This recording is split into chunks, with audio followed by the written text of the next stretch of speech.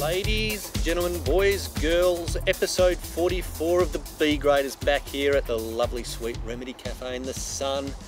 Under the shade. To be at your house this time? No, embargo on your type. We don't let you into the gated community that I live in.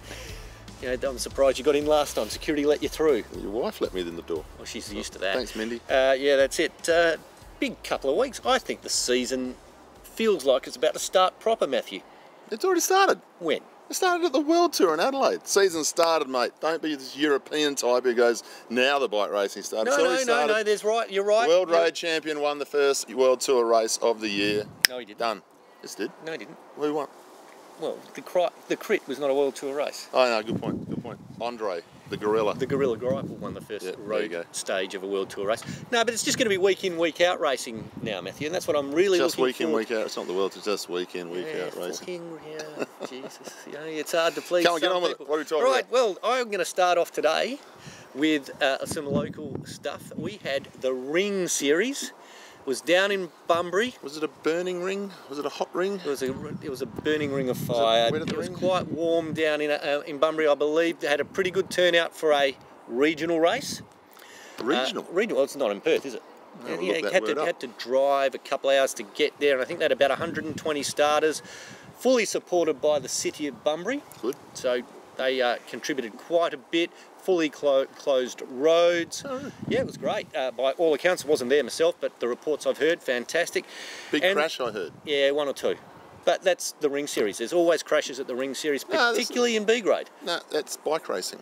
You're true. When people try and get around, go as hard as they can, sometimes they get it wrong. That's bike racing, and there's nothing against the riders who fell off, it's just bike racing. Shit happens. So, anyhow, A grade, Craig Wiggins had a win. Yep. B grade, the great Eddie Hollands. Yep.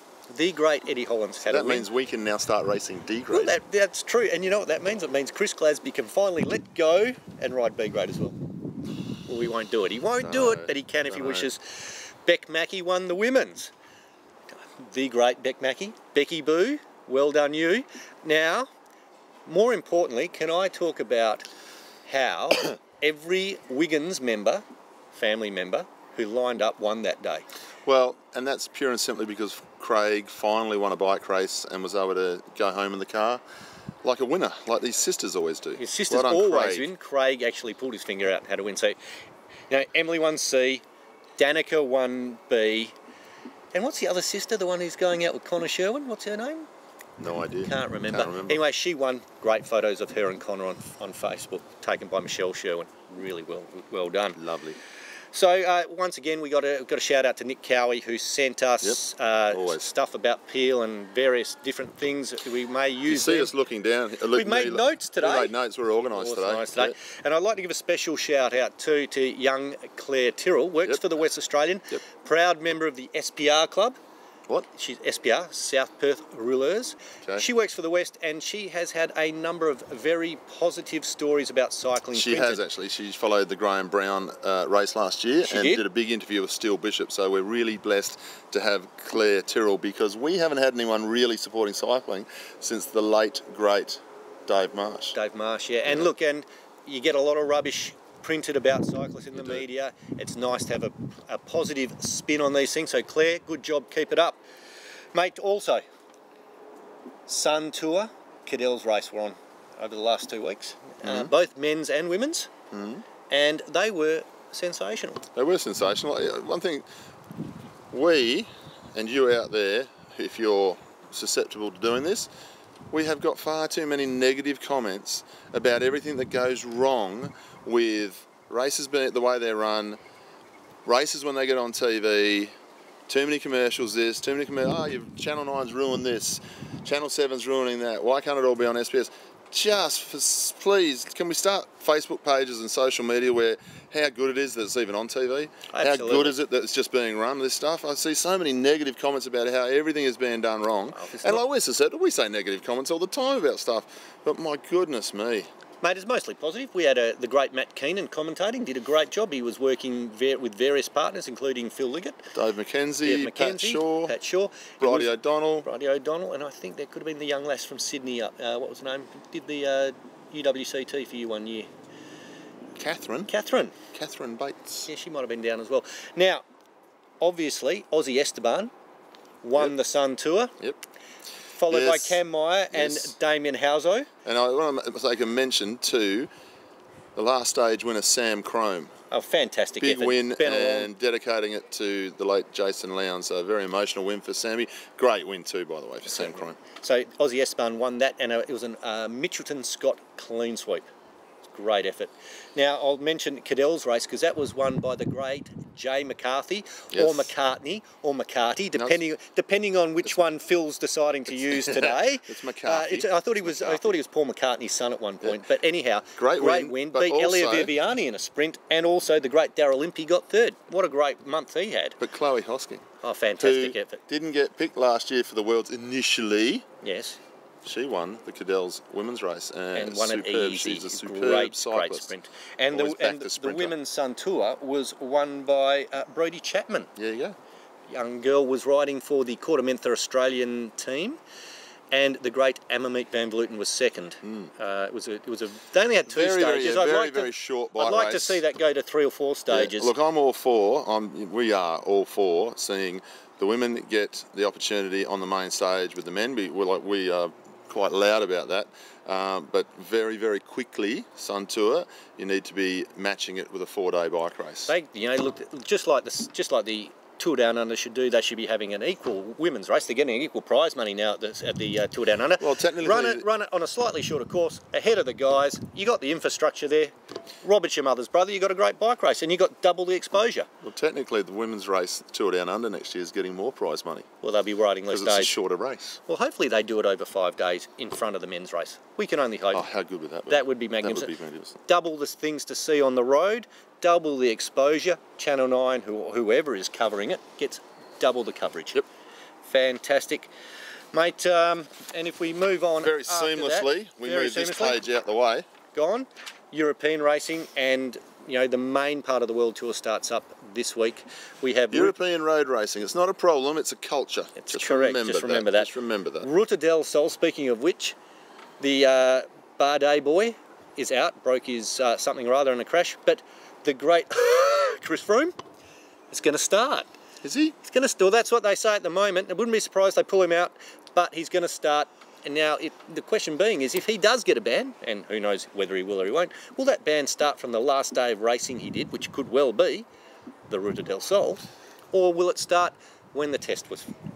Or he might not get a ban at all. That's what I'm saying. Who knows? I'm changing my mind about Chris Froome. I'm starting to become a Chris Froome fan. I watched a documentary on him on YouTube. Yeah.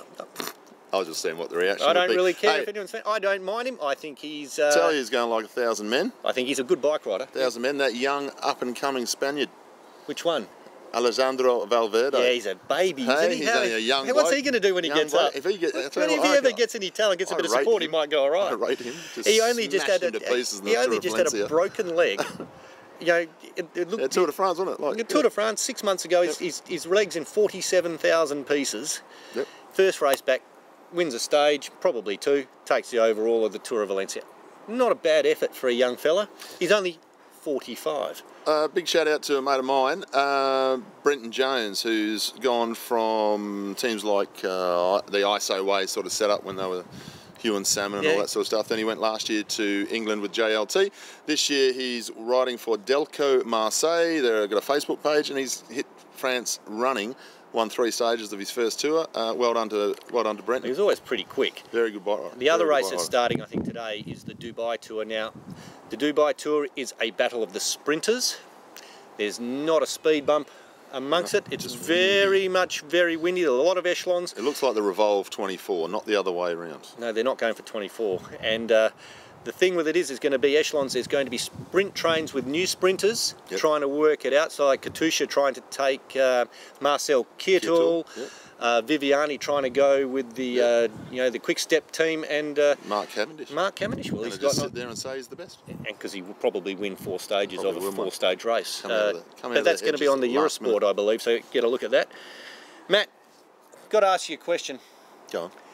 You have just done the Aussie Track Nationals, I believe. I just got home. You just done the Aussie Track Nationals. Yeah, that's it. I'm wearing sunglasses because I got pink eye. Now, You just did the Aussie Track Nationals. Yes, I did, at the new Anamirs Velodrome in Brisbane. Now, that was a bit of a dry run for you because what? I think you might be doing the Commonwealth Games. Yes, I am the venue commentator with a guy called Ant McCrossan from the UK. He does Ant on Eurosport doing the track stuff. I am the venue commentator for Commonwealth Games in April, which I've got to say is cool. Yeah, I reckon really that's cool. fantastic, mate. You know what you are? You are WA's answer to Matt Keenan. No. You are? I'm not on TV. Well, you will be. You have been. I saw you fall off a bike for an HBF commercial. That's now, right. Oh, we should find that vision. Track Nationals, talk us through what happened. Nationals. I'm going to talk about the West Aussies first, and the greatest pursuit final at a national champions that I have seen since 1988. What, better than Tony Davis? This one outranked it, and that was the best one I'd seen. Sam Welsford, back straight, qualified in a 4:15. It's not slow. Jordan Kirby, champion of the world, reigning in the rainbow jersey in Brisbane town, and he's a Queenslander, home straight, qualified in 4:13. It's quick. Welsford started, got a little bit edge, sort of went 0.1, 0.1, 0.2, 0.3, 0.4, back to 0.3. And with about 5 or 6 to go, all of a sudden he's gone 0.56. Now, I was commentating with a bloody good bloke, Damien Harris, who's the Queensland commentator, and I'm a West Australian commentator. Damo stood up as soon as the race started. Well, he thought he had it in the bag, didn't he? All they've been talking about in Brisbane town is Jordan Kirby, world champion, going to go out there, possibly break a world record. Jordan's a really good bike rider. Obviously, he's world champion, but he's a very good bloke as well. Damo stood up. I just sat there, had the microphone. As soon as I saw Sam Welsford go to 0.56, I stood up and my voice went a little bit harder, and I yelled out, Sam Welsford's not read the script, and everyone to the left of me just laughed their heads off, which was a really good moment. Yeah, you would have enjoyed that. But Welsford, lucky you didn't do it like you stood up and went, said it like your balls dropped. That's that would have been right. much more embarrassing for you. No. Now, big shout out to Stephen Hall, who made me lose my voice at the end of the 15-kilometre scratch race because he went through it one to go, bike length clear, and he lost it by half a wheel. It was a superb ride. He was up against a 3-man lead against the South Australian team. Well done, Stevie Hall. He also got the bronze medal in the points race. There was 3 standout riders in that. There was Kel O'Brien, who won it, Josh Harrison, who got second, and Stevie was third. He was always going to be third the way the race panned out, but it was a superb ride. Now, I have to say this about this WA team sprint team. Matthew Richardson, Luke Zachariah, and that sprinter who's been training for the short distance hills all his life, Sam Welsford, stepped in as the third man. Matt Richardson went over there to show the rest of Australia that he is potentially going to start for Australia one day. He went over there to try and do a 17.7 first lap, standing lap. Go back through history books, find out how fast that is. That is right up there. It's pretty quick. He rode 17.75. He's like 1 month in as a first-year senior. Dragged Zachariah and Welsford. They made the final. In the final, they're up against Glaitzer, Constable, and I think it was Tom Clark from South Australia. They led them with 1 to go, and then it was Welsford versus Glaitzer. He's not slow either. What did Glaitzer do for his kilo? 59 seconds. Yeah. So, and Welsford led him by bike length and a half. To lead Glaitzer at 1 to go to beat him, you'd have to lead him by about 6 bike lengths. So superb ride to those guys. I was really, really impressed with how our seniors went. We had a very small WA team for a change. We only had 1 under-19 boy. That needs to be looked at in this state. Lockie Loveridge, well done, mate. You're a superstar. You really took up to the battle. Emma Lendrum and Laura Hodges stepping up from under-17s and under-19s. Laura got 4th in the scratch race. They got 4th in the open teams pursuit with Zoe Clayton and Meaden Gammy. And Tale Christie, you're a superstar. Well done. And Andrew Jackson being the state coach. Good job. And Clay Worthington. And Clay Worthington as well. Look, mate, I'm just heading back to Glaitzer, 59. I remember we used to bring a bloke out here for track Grand Prix by the name of Curtis Harnett.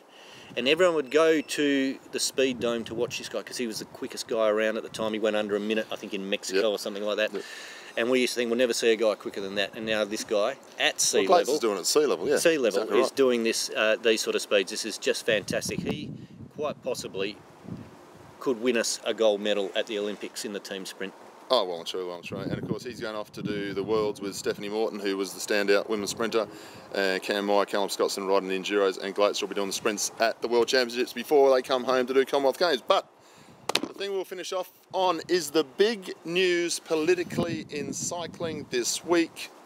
Row, row, row your boat gently down the stream. Nick Green has left the building. He is G-O-R-N gone. He resigned, replaced by Stephen Drake, cycling guy.